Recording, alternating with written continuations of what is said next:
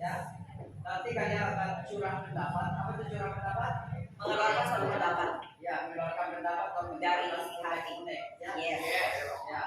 Jadi sebentar mungkin saya akan bagi ke dalam beberapa kelompok untuk bercurang pendapat untuk mendapatkan keyakinan kelas. Apa itu keyakinan kelas? Anak-anak kalian tahu? No.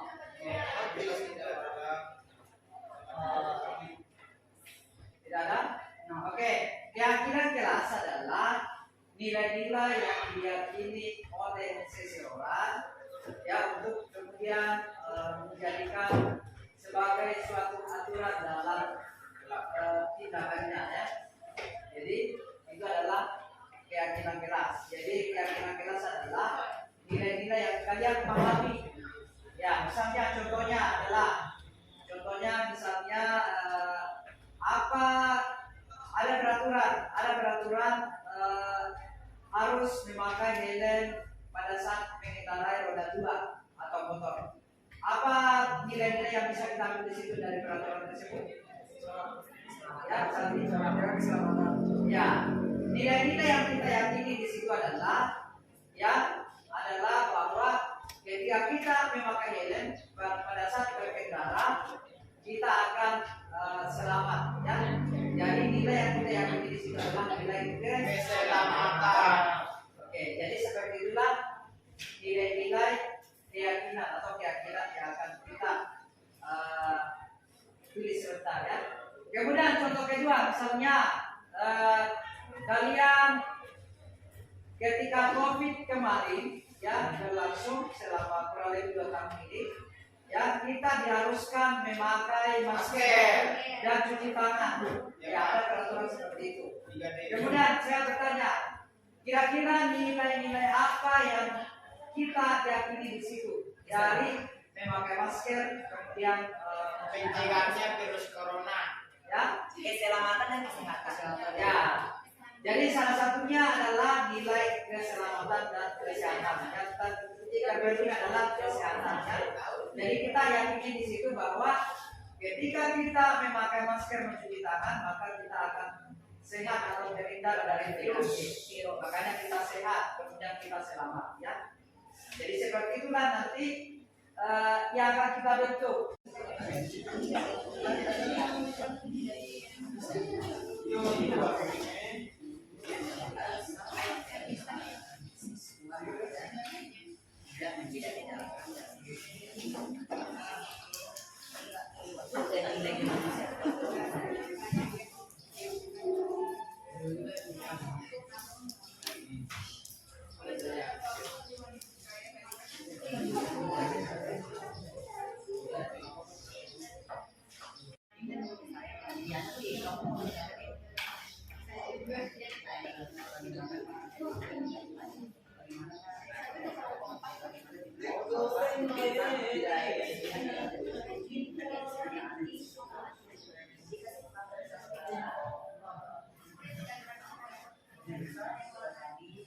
Kembali ke sini.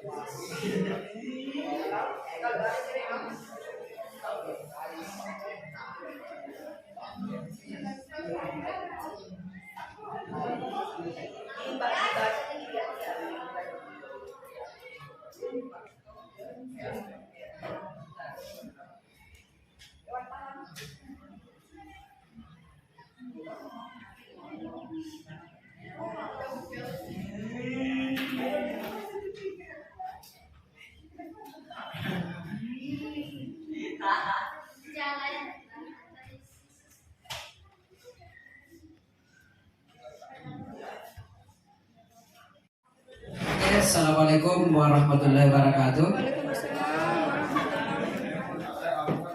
Oke, pertama saya ingin mengucapkan terima kasih banyak kepada Bapak Panitia karena telah memberikan waktu untuk berbagi pada hari ini.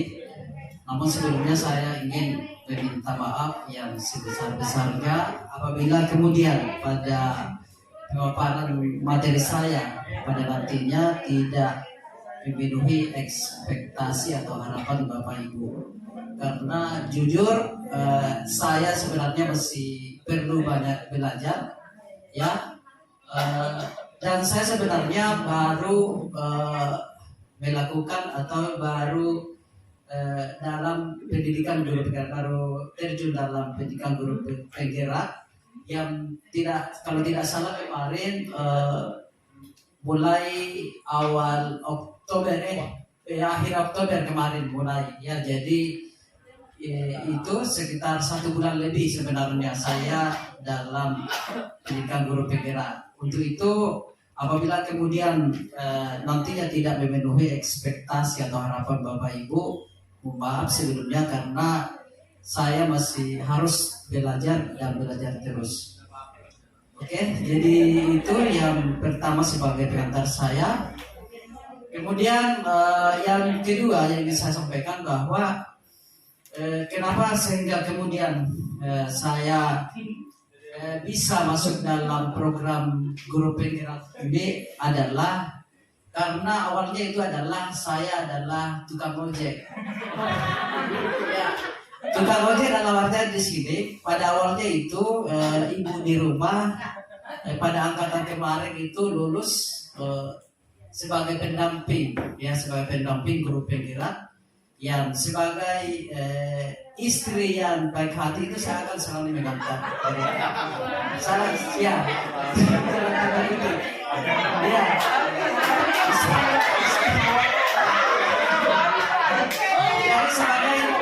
Jadi sebagai istri yang baik saya akan. Oke, jadi itu ya. Jadi kalau untuk kata CGP atau calon guru penggerak itu sebenarnya sudah saya mengenalnya karena saya selalu berdampingan dengan pendamping guru penggerak di rumah. Ya, jadi itu. Namun kemudian sampai pada angkatan ke-7 ini saya baru mulai berniat untuk mendaftar atau maju dalam dunia pendidikan guru penggerak. Itu karena hasil dari motivasi juga oleh beliau ya. Jadi yang selalu saya ingat kata beliau bahwa jangan sampai kemudian kamu menyesal ya, jangan sampai kemudian kamu menyesal karena kedepannya kita tidak tahu seperti apa ke depan peraturan pemerintah. Jadi itu sebenarnya motivasi awal kenapa sehingga kemudian saya bergabung ke dalam guru penggerak itu ya. Jadi itu yang kedua yang bisa saya sampaikan. Kemudian selanjutnya juga bahwa ada pertanyaan-pertanyaan yang sering muncul dari teman-teman bahwa kenapa sehingga ada pendamping yang dari guru SD, guru TK, guru SMP mendampingi guru SMA. Itu yang selalu juga muncul dari pertanyaan teman-teman. Jadi perlu saya luruskan bahwa di dalam guru penggerak itu bukan rumpun mata pelajaran yang kita pelajari, tetapi secara universal tentang pedagogik, tentang cara-cara bagaimana menghadapi siswa ya, bagaimana mengajar di kelas dengan baik itu ya. Jadi itu kemudian selanjutnya ingin saya juga sampaikan tentang kalau mengenai pengalaman ya, selama kurang lebih 1 bulan ini luar biasa pengalamannya karena di samping saya berinteraksi dengan guru-guru hebat yang ada di SMA Negeri 1 Capalagian, saya juga bisa berinteraksi dengan guru-guru yang ada di sekolah lain yang notabene mereka adalah calon guru penggerak juga. Itu adalah salah satu juga inspirasi saya sehingga kemudian kenapa sampai saat ini saya masih tetap bertahan dalam pendidikan guru penggerak. Oke, itu jadi mungkin saya sudah masuk di materi saya. Jadi ini sebenarnya dalam materi guru penggerak itu ada banyak materi, banyak sekali materi. Namun saya hanya ingin menyampaikan Ada apa? beberapa hal ya, Sicur. beberapa hal saja, dan insya Allah atau saya berharap ini akan berguna bagi kita semua. Izin share screen, izin bagi layar Bapak Ibu.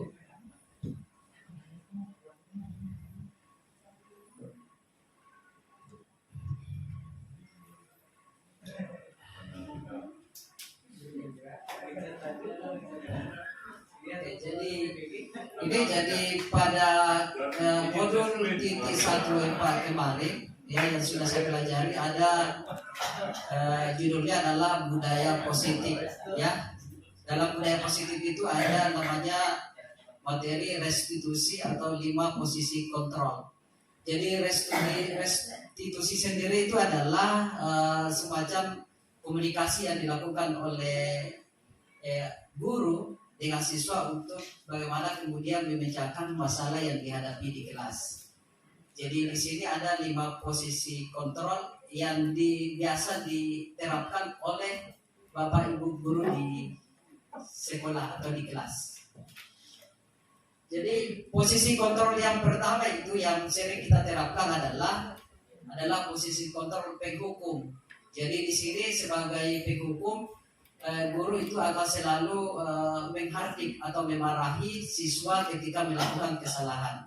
Jadi di sini guru yang menganut posisi kontrol penghukum itu akan menggunakan hukuman fisik maupun verbal. Jadi verbal ini dengan menggunakan kata-kata yang barangkali menyakitkan ya.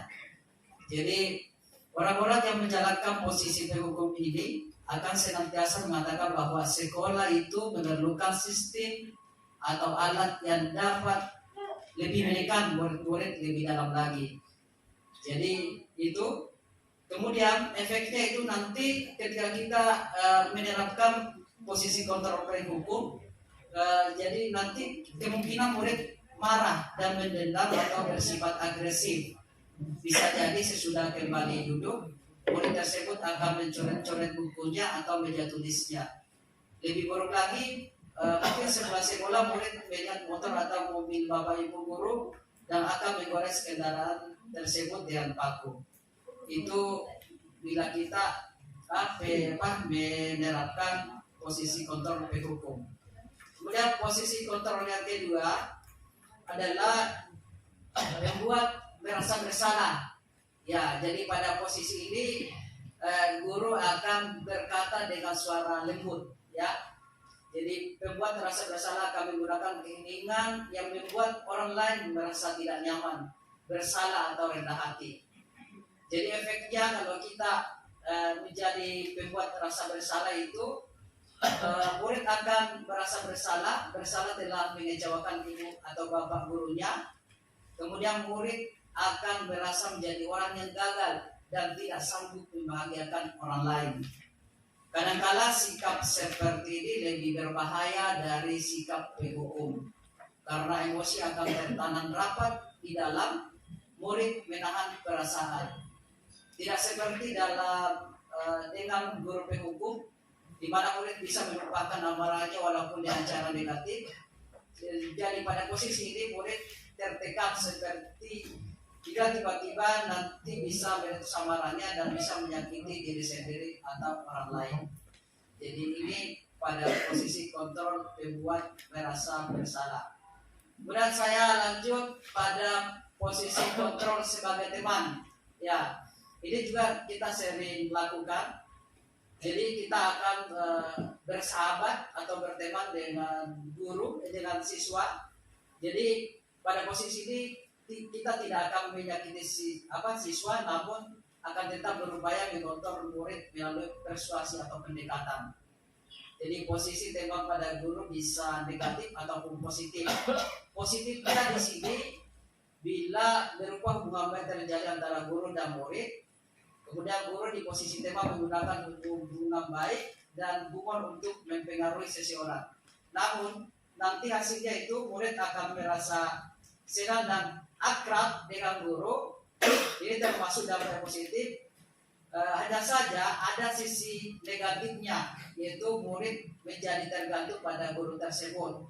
Bila ada masalah, guru akan merasa mengandalkan mengandalkan guru tersebut untuk membantunya.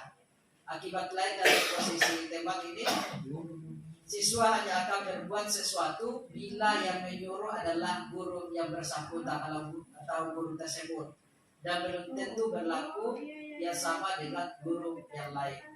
Ini adalah posisi kontrol yang diterapkan oleh guru sebagai temannya. Kemudian posisi kontrol selanjutnya adalah pemantau.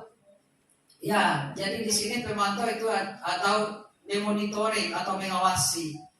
Pada saat mengawasi, ini akan bertanggung jawab atas perilaku orang-orang yang kita awasi. Jadi ini akan berdasarkan peraturan-peraturan dan konsekuensi yang berlaku di sekolah.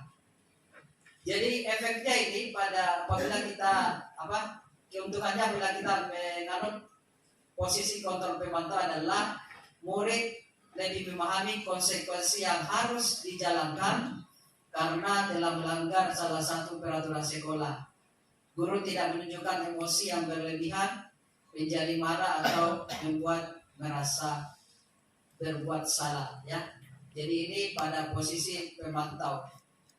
Nah, kita masuk di posisi yang kedua. Yang terakhir, ini adalah posisi yang paling ideal sebenarnya yang mesti kita miliki sebagai yang kita harus terapkan sebagai guru, yaitu posisi manajer, ya, di mana guru akan bekerja sama dengan murid untuk menyelesaikan masalah yang dihadapi di kelas. Tentunya dengan menggunakan segitiga restitusi yang akan saya jelaskan sebentar.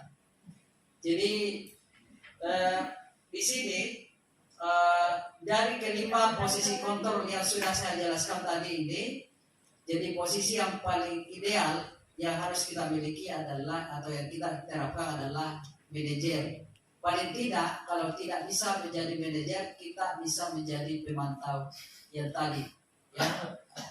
Jadi itu yang kelima posisi kontrol yang sering diterapkan atau dianut oleh guru-guru di sekolah, terutama mungkin saya yang selama ini masih salah, ya.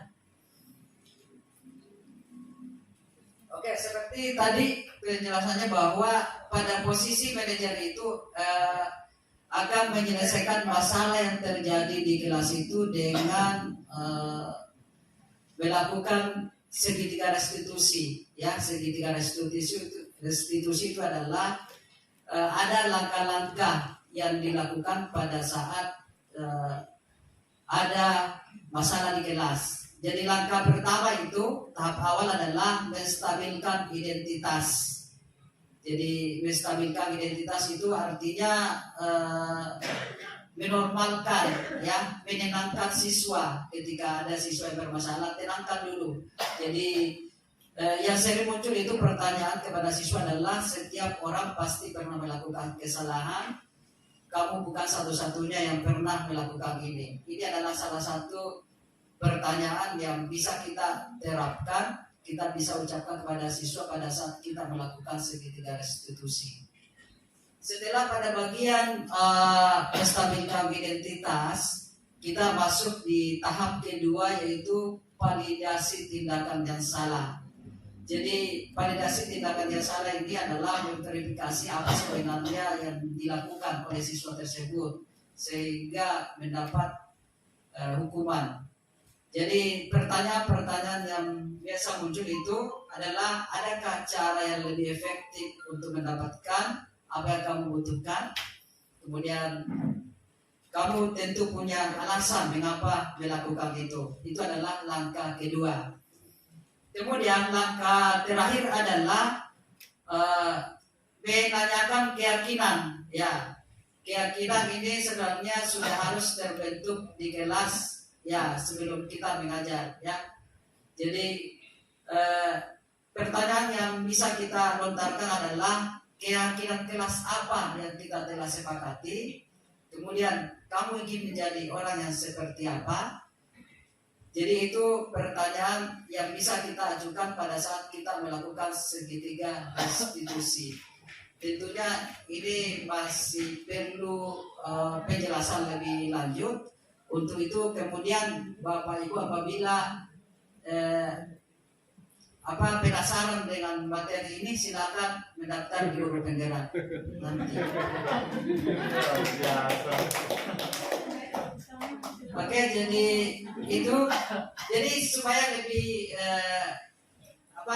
mendalami ini tadi apa yang saya sudah jelaskan, ada video yang ingin saya putarkan, mudah-mudahan bisa terputar dengan baik.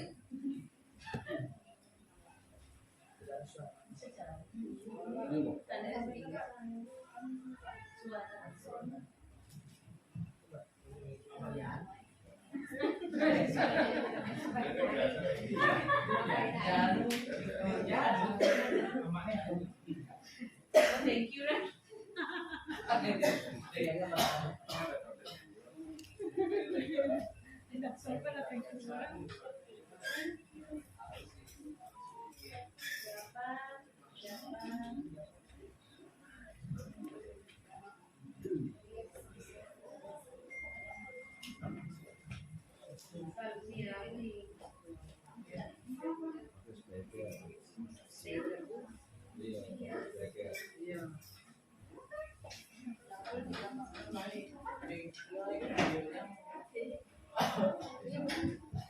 Ya, pun suaranya.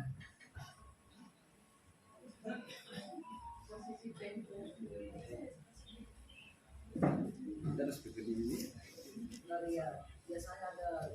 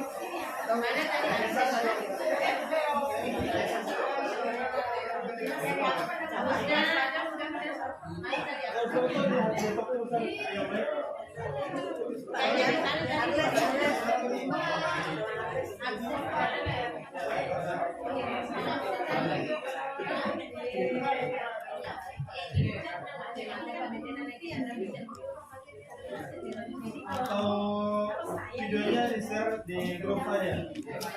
Ya, supaya tim dengan semangat nih. Ya, kita nonton semangat sambil ikutan di atas sering sambil nonton. Oke.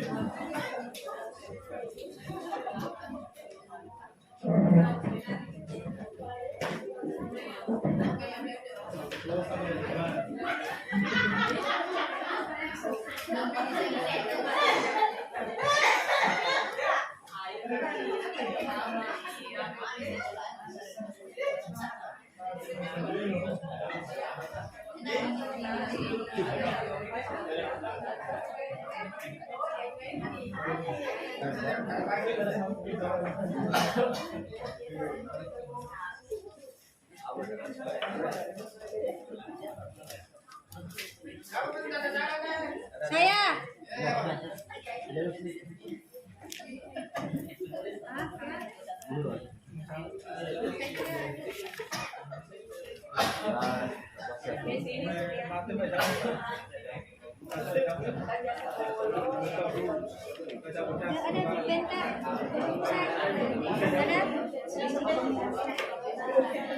Ibu bentar, Bu. Kan intinya emangnya sama. Terlambat. Kamu lebih terlambat. Apa coba? Alasan kamu apa lagi? Kapan sih kamu tidak terlambat? Alasan kalian.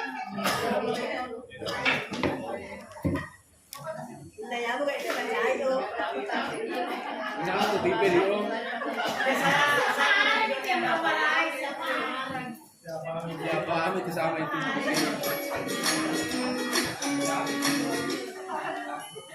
Salam bahagia Ibu dan Bapak Guru hebat.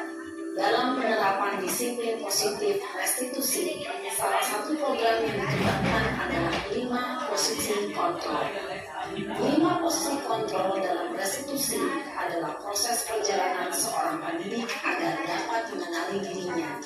Pada video kali ini, kita akan membahas tentang 5 posisi kontrol yang dikembangkan oleh Diane Dawson dan contoh penerapannya.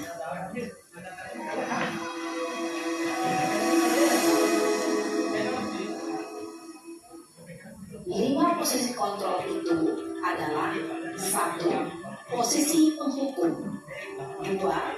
Posisi pembuat merasa bersalah, 3. Posisi teman, 4. Posisi pemantau atau monitor, dan 5. Posisi manajer. Untuk lebih memahami kelima posisi tersebut, mari kita saksikan kasus Naren yang terlambat hadir 20 menit di sekolah dan melihat bagaimana kelima posisi kontrol dalam menghadapi masalah tersebut.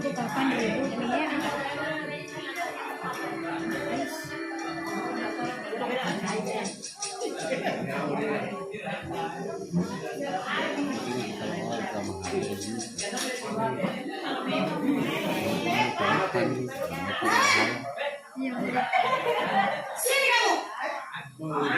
Kayak suaranya besar Selalu terlambat. Kamu deh, pasti terlambat. Aku, saya BK. Apa coba? Alasan kamu apa lagi? Kapan sih kamu tidak terlambat? Malas sekali ya kamu jadi anak. saya Dasar pemalas. Yang kapok sih kamu. Sudah berapa kali terlambat? Sana, kamu keliling lapangan basket 2 kali. kenapa saya harus ke lapangan basket, Bu? Kenapa? Kamu melarang ibu? Berani-beraninya jawab. Sudah terlambat, masih berani jawab pula. Sekarang, keliling lapangan basket 5 kali sekalian. Biar kapok. Cepat. Pergi sana ke lapangan basket. Posisi penghukum biasanya berbicara dengan nada tinggi, menghardik, menunjuk-nunjuk, menyakiti, dan menyindir. Hukuman bisa berupa fisik maupun psikis. Ibu dan bapak guru hebat. Dampak yang terjadi pada murid ketika guru berada pada posisi penghukum adalah murid cenderung akan memberontak, bahkan menyimpan dendam.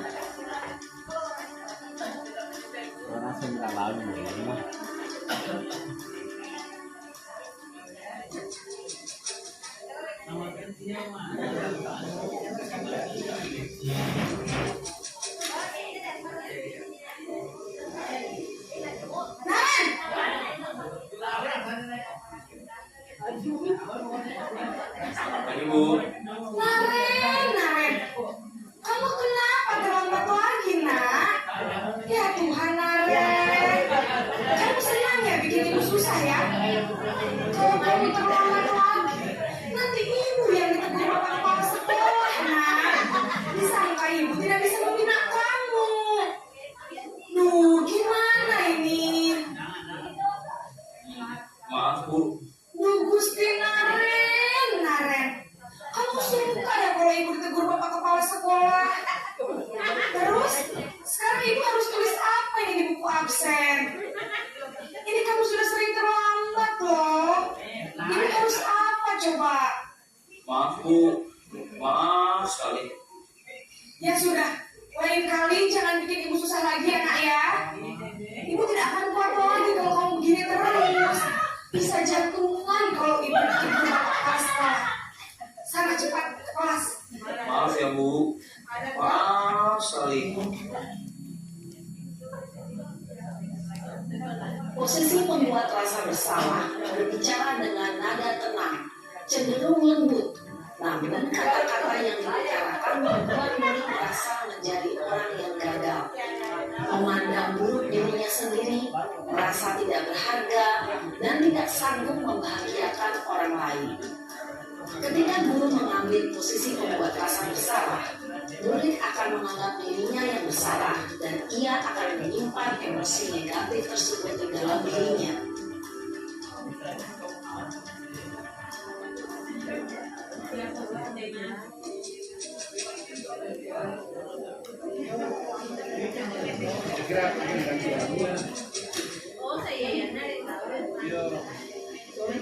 Naren!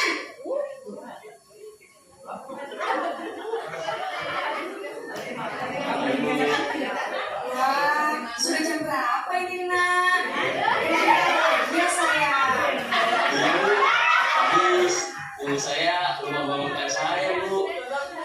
Kamu malah menyalahkan kamu yang paling kencang. Kok terlambat sih? Iya, Bu.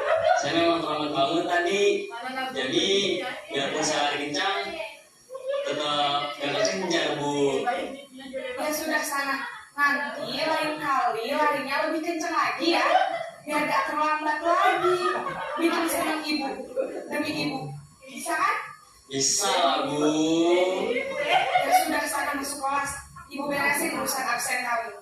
Kamu ini ada-ada saja.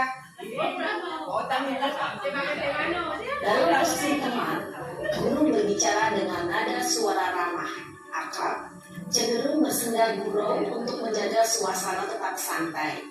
Murid akan merasa senang, aman, dan akrab dengan guru. Identitas yang tercipta adalah identitas sukses atau berhasil. Namun, perlu diingat, karena ini masih dorongan eksternal, maka ada faktor ketergantungan dari murid kepada orang tertentu. Di sini guru absennya, sehingga di lain waktu murid bisa berperilaku baik, namun hanya kepada orang-orang tertentu saja.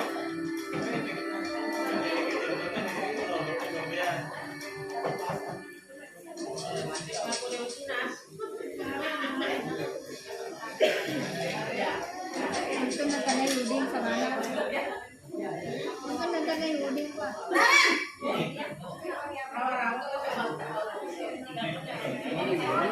Lagi, Bu. Naren, apa peraturan sekolah kita tentang jam berapa kita harus masuk sekolah, nak? Kita harus di sekolah jam 7, Bu. Iya betul, sekarang sudah jam 7.20. Naren sudah tahu konsekuensinya jika terlambat hadir. Paham, Bu. Saya harus tinggal kelas pas jam istirahat selama 20 menit. Iya benar, konsekuensinya demikian. Jadi nanti jam 9.30 pas istirahat, kamu harus tinggal di kelas, kerjakan tugas tambahan untuk ketertinggalan kamu, ya? Baik, Bu. Posisi pemantau mengandalkan penghitungan atau data untuk mengontrol murid. Guru mengarahkan murid berdasarkan peraturan dan konsekuensi. Seorang pemantau menunjukkan bahasa tubuh dan ekspresi wajah yang datar dan cenderung formal.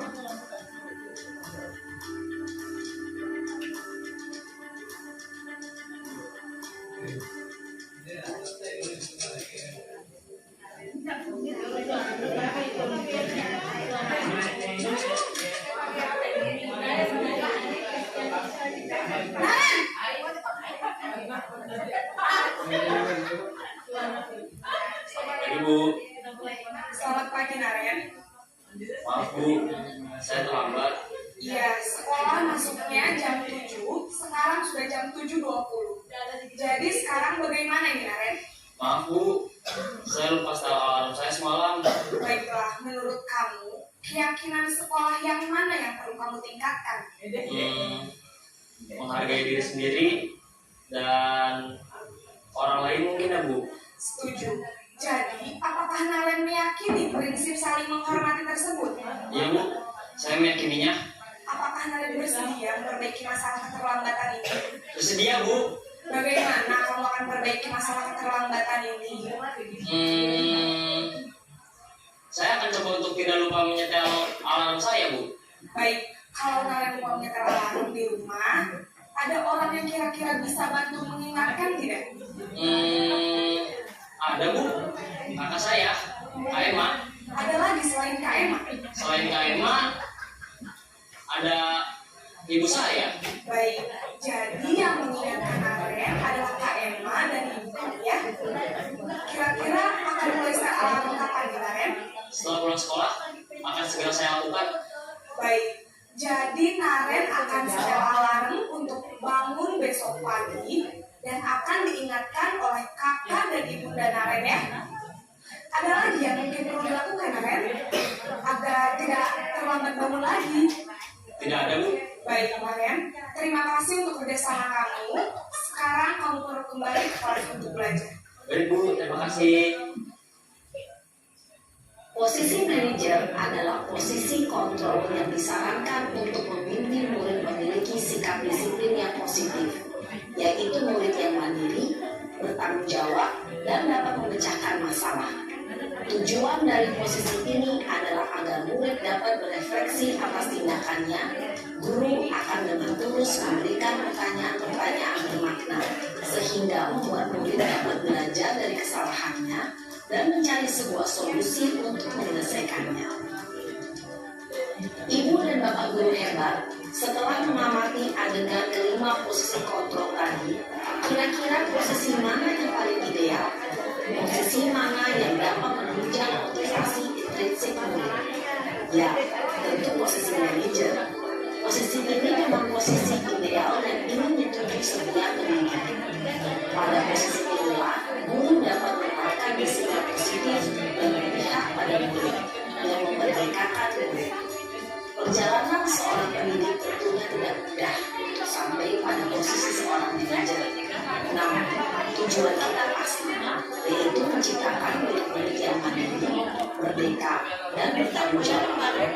Semoga penggambaran 5 posisi kontrol yang telah diperlihatkan ini dapat menjadi ajang refleksi bagi kita semua, agar dapat terus mengasah dan menerapkan disiplin positif yang memerdekakan murid.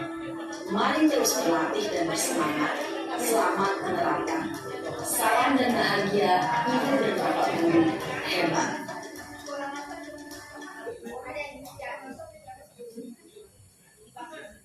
Oke, jadi demikianlah pemaparan saya terkait dengan posisi kontrol yang dialog atau sering dilakukan oleh guru di sekolah. Jadi mungkin cukup sekian untuk hari ini. Saya ucapkan terima kasih banyak atas perhatian Bapak Ibu.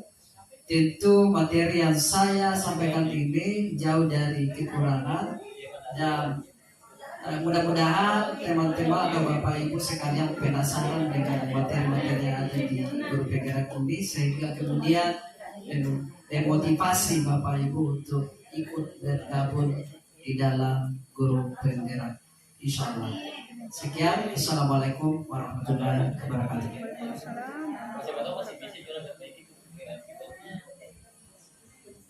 Baiklah, itu tadi yang dapat Pak Irfan sampaikan mengenai tentang guru penggerak. Kemudian kita ke pemateri kedua. Ini lebih ke sharing kepada Bu Fadlia di persilakan.